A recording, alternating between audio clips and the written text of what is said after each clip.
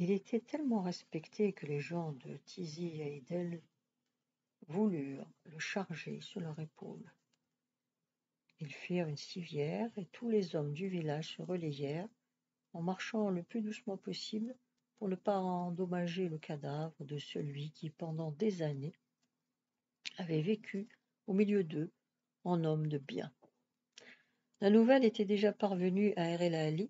Un serviteur de la famille avait devancé le cortège funèbre. C'est vers 8 heures du matin que la porte cochère du vestibule s'ouvrit à 2 battants pour livrer passage à la civière. Tous les hommes entrèrent. Une natte et une couverture furent étendues. On y déposa délicatement le corps, et nous nous mîmes tout autour. Je pleurais beaucoup car j'aimais le grand-père. On avait égorgé 2 moutons, et toutes les femmes de la famille roulèrent le couscous afin que tous ces hommes venus de loin puissent se restaurer avant de repartir pour leur village. Auprès du mort, pour le pleurer, s'étaient rangées ses filles, ses belles filles. Mais dans un coin de l'immense pièce, une scène attira mon attention. Mon beau-père, Ahmed Ouamouche, en conciliabule avec un de nos cousins, marchandait un portefeuille brodé d'argent pendant que son père était étendu à terre. On aménagea une tombe avec des briques et du ciment. Le fond et les côtés furent carrelés. Et le soir, on y déposa l'homme qui avait tant travaillé, s'était tant privé, avait couru tant de risques pour que le bien ainsi amassé fût dilapidé en 9 ans. Le grand-père mourut le 5 mars 1905. En 1914, sa maison était vendue. J'avais remarqué que personne n'avait réellement pleuré cet homme. Dès l'enterrement, la cupidité de chacun se déchaîna. Ma belle-mère m'avoua qu'elle était contente. J'ai su plus tard que cette mort avait été la bienvenue pour mon beau-père Ahmed, criblé de dettes. Zahra était partie chez ses parents, le grand-père ayant fait jurer à son fils qu'il se séparerait de cette femme qui, selon lui, avait porté malheur à la maison dès avant son entrée dans la famille. Ce n'était pas un bon présage que la belle mule Gazelle eût roulé dans un ravin. Le fils avait promis solennellement d'obéir, et le père était mort tranquille. Il laissait un petit garçon de 15 jours qui devait hériter au même titre que mon beau-père et empêcher celui-ci de courir à la ruine. Quelques jours après la mort de l'aïeul, mon beau-père dit à Belkacem d'abandonner sa place de moniteur chez les pères, car elle avait mieux à lui proposer que 50 francs par mois. Malgré mes conseils de prudence, mon mari se laissa tenter. La même année, mon beau-père amena Dezeth Gilali, une femme qu'il épousa en remplacement de Zara. On l'appelait Smina ou Tajlileth.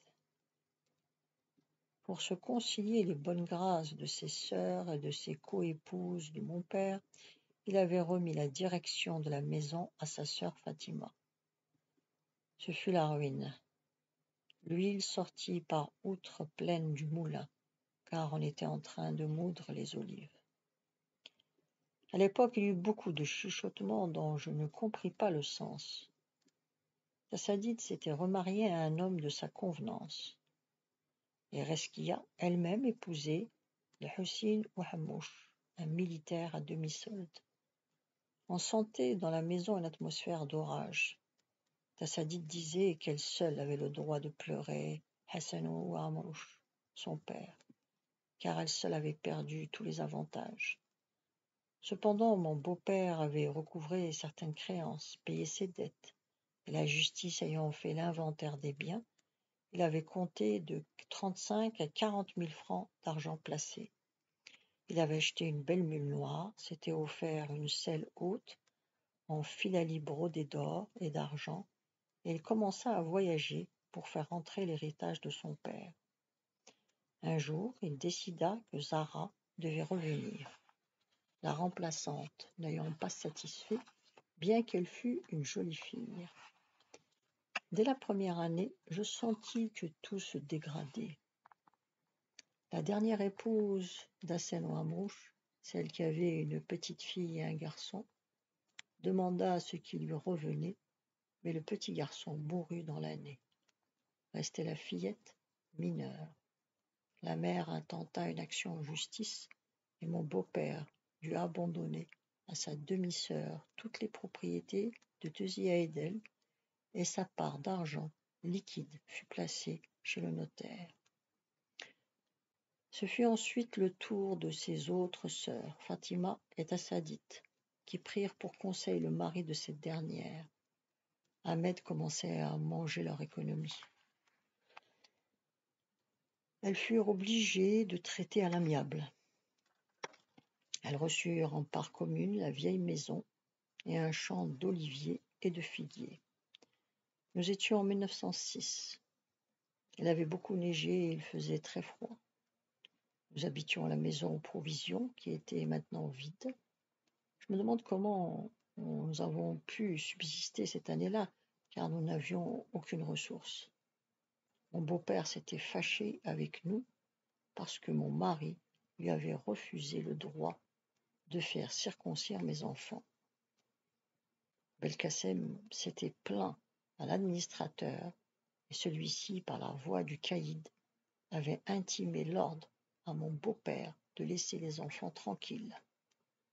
À la suite de cet affrontement, il avait voulu nous chasser de la maison. J'attendais mon troisième enfant. C'était le 7 février 1906 que naquit Jean El Mouhoub par une tempête de neige. Dans la nuit, je fus prise de douleur, et pendant que Douda se tenait près de moi, ma belle-mère alla chercher la sage-femme. Je souffris beaucoup de coliques après l'accouchement. J'avais pris froid sans doute.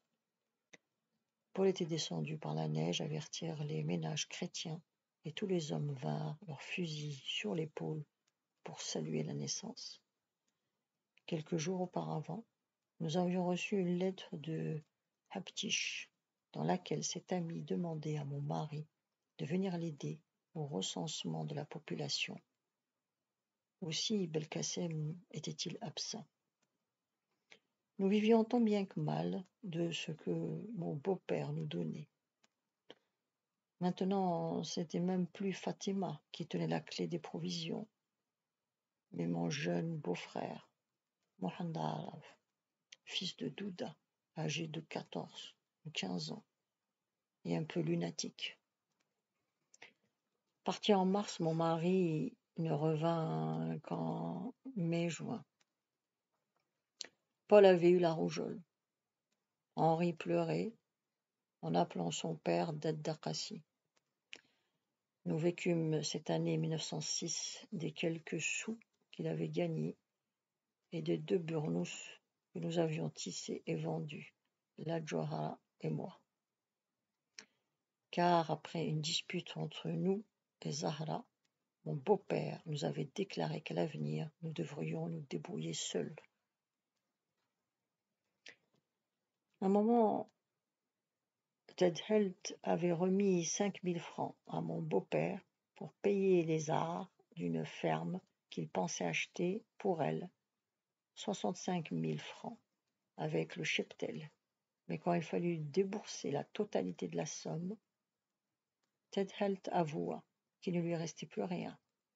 Les arts furent récupérés et la ferme vendue à des gens de chez nous. Ted Helt acheta alors pour sa fille Fatima et ses orphelins la maison du cousin Amar située derrière la nôtre, et elle y déménagea en portant tout ce qu'elle put, des jarres vides et un moulin à bras. Elle ne revint que rarement dans notre maison. Les jours, les semaines et les mois passèrent.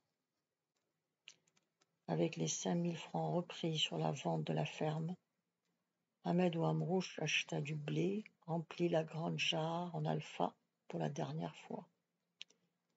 Le grand-père Hassan avait coutume de dire « Mon Dieu est comme un balai, et il ne restera rien dans la maison où il entrera. »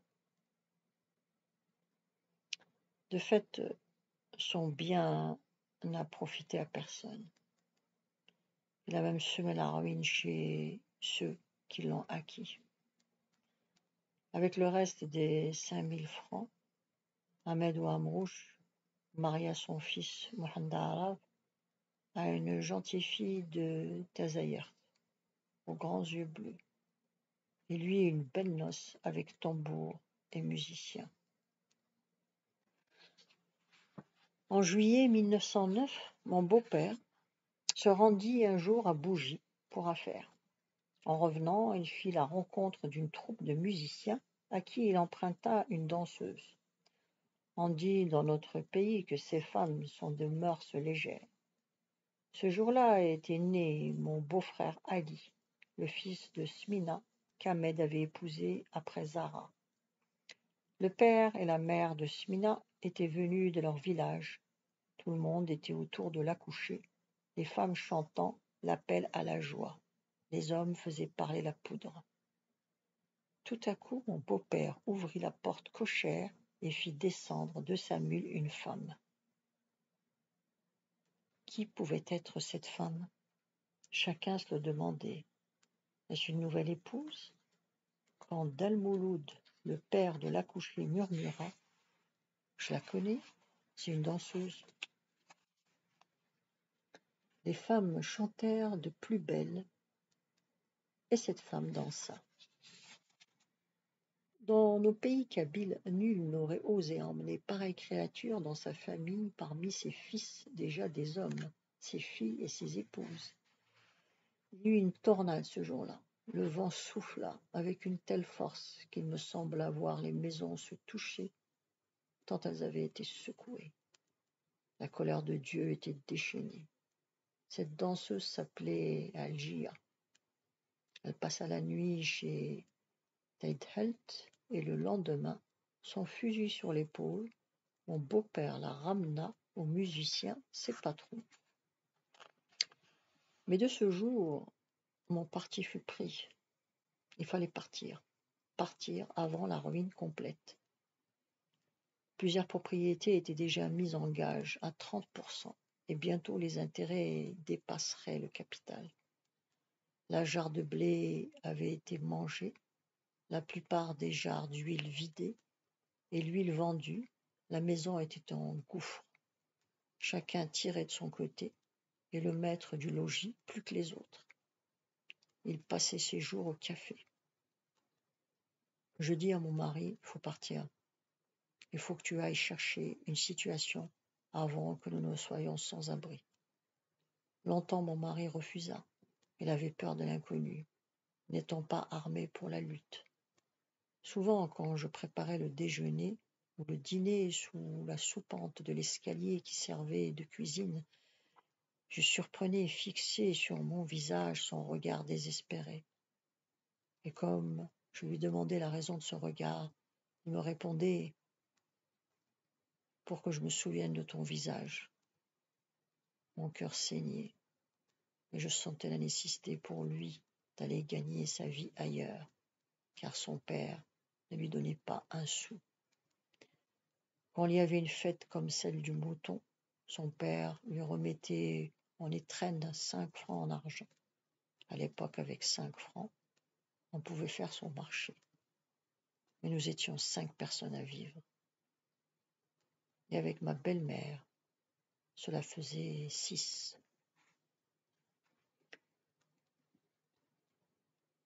La suite demain. Vous pouvez vous abonner.